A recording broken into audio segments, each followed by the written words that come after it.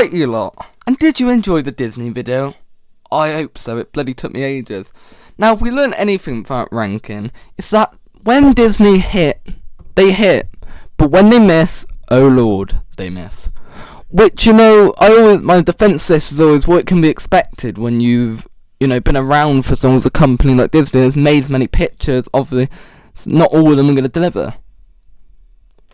However, there was that period where people thought, could this be the end of Disney in the early 2000s, where they were delivering some of their biggest misfires, looking at you, Chicken Little, and Home on the Range. And at the time, it didn't help that there was a huge competitor killing their 2D art for their more superior computer animation. During the 2000s, the run that Pixar went on was sensational. Every single film, yes, even Cars, was a hit. They did not miss.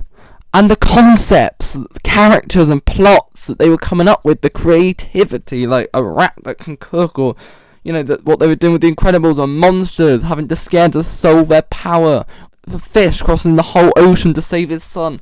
These ideas were revolutionary and were levels above what Disney were doing with 3 cows and trying to save their farm, or a chicken who's bullied by his dad, or even some of the stuff they were doing with some of their better films in that time.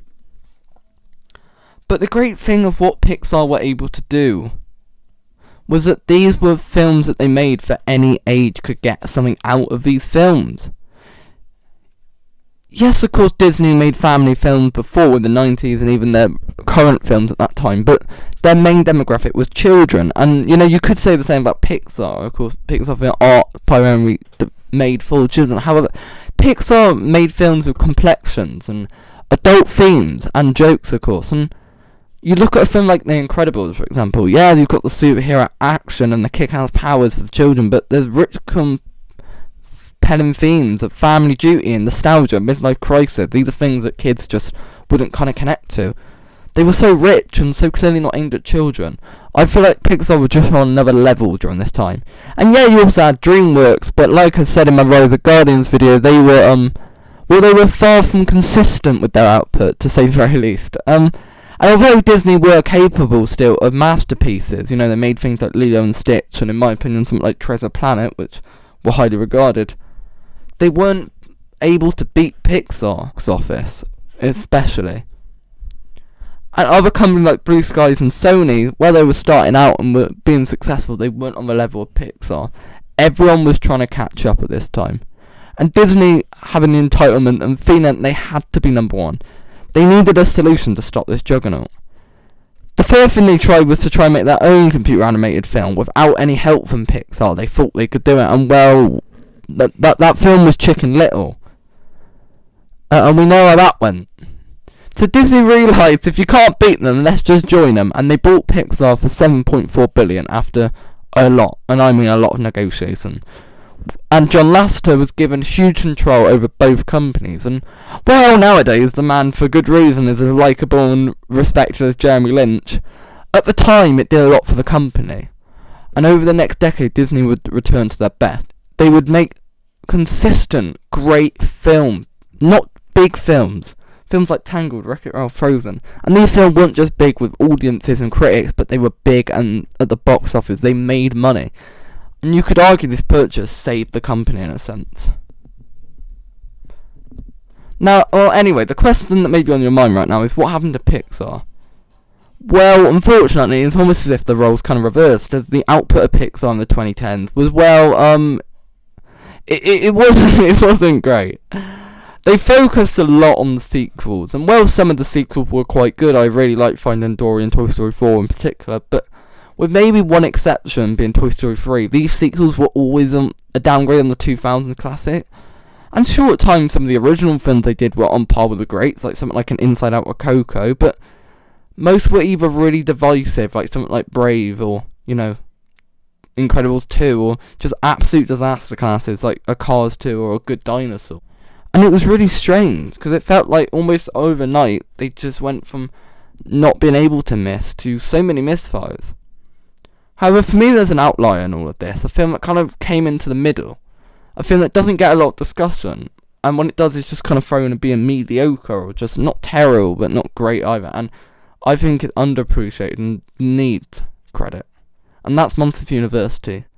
When the film was announced, it really came at a bad time, I feel. People did not like Cars 2 and Brave with, all the controversies it had. It was a massive bad look for the studio. I feel like many overlooked this film because I don't think a lot of people really took it too seriously. A Monsters Inc. prequel. Who wanted to see that? Everyone wanted to see a sequel with Sully reuniting with Boo, and personally I disagree with that, and I would hate the idea of a second film. I think the ending of the first one is perfect, but I think to have this college film without, Boo's inclusion was something that people just weren't really into, and I think people were losing their patience at Pixar at the time. You've also got to factor in that a good prequel is really hard to do. It's probably the hardest story to make as a film, because you know how the story ends. You know where it has to go, so there's only so much you can do. Stakes will be lacking for characters were alive, or in a certain position in the first film. You have to get them from point A to point B to, fit over what happens. So what they'll often do is they'll add in a new character who you know from the start they weren't in the original. They have to die, they have to disappear in some way,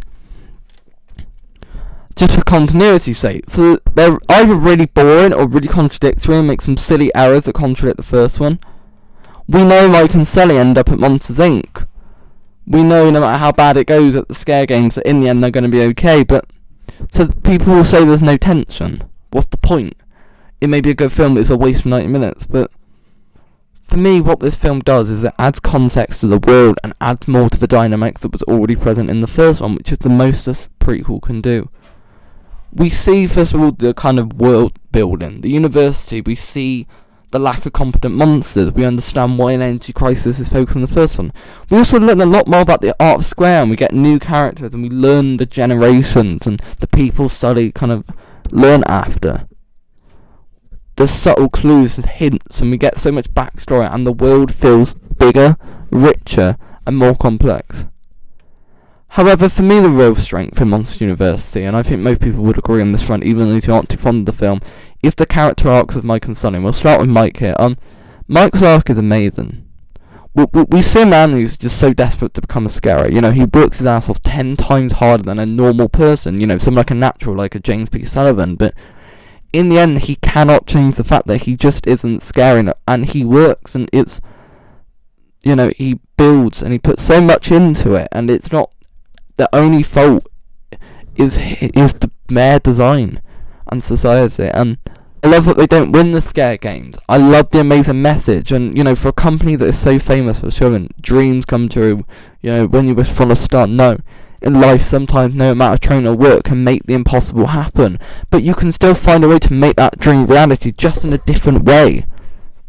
I love how the film shows the leadership Mike has, his skill and knowledge, and his great tactics, and this drags the team that are not equipped to be in the scare games to the finals. He's broken and crushed, but in the end we see, in the first film things do end okay. It adds aspects of this journey, and we see a different side to this character. And as for Sully's journey, it's just as good. He has these skills, but pressure and kind of family lineage puts him down. He tries to act tough, but he's weak in heart and scared. He's so terrified of messing things up, but he won't feel that way, and he feels he has to be something he isn't. And through Mike, he gives him that assurance.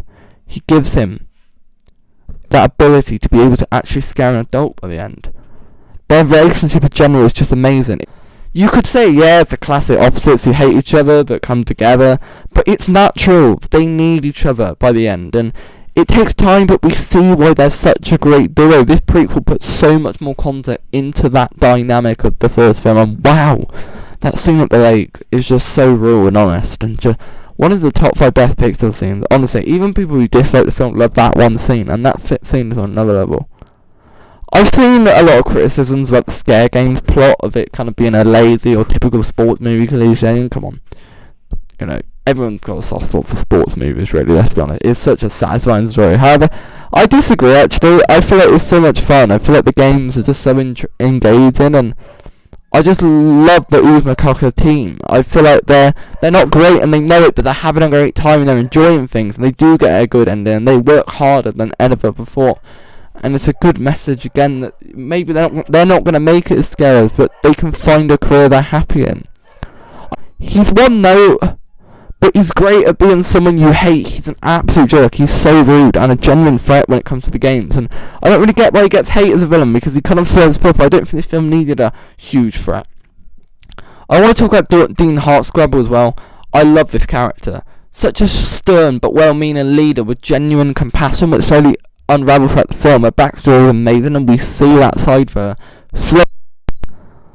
This film is just so underrated. The themes, the characters, the arcs are so rich. The plot is so much fun and emotional and amazing. I don't get why Dan Scanlon just doesn't get enough credit for the themes he portrays. He did so well in Onward as well, which was another film, well not perfect, had amazing themes.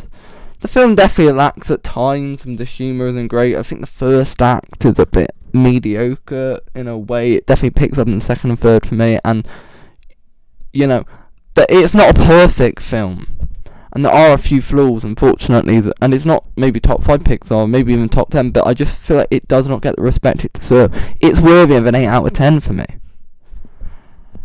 Okay, so this was a bit of a passion video, a bit of a short one that I just wanted to do for a while, and I did appreciate it quite a bit doing this one, and yeah. Now coming up, I've got a lot of different kind of analysis videos coming up actually soon, and I'll just give you an idea of some of them that are coming up. So I'm going to be doing another ranking of everyone's albums. This time I'm doing Tyler the Creator, which I think that'll be quite controversial, and I feel like it'd be quite cool to do. Then I'm going to rank all the songs on Ed Sheeran's Divide. Then I've got another kind of passion film video. I'm doing Cinderella 3.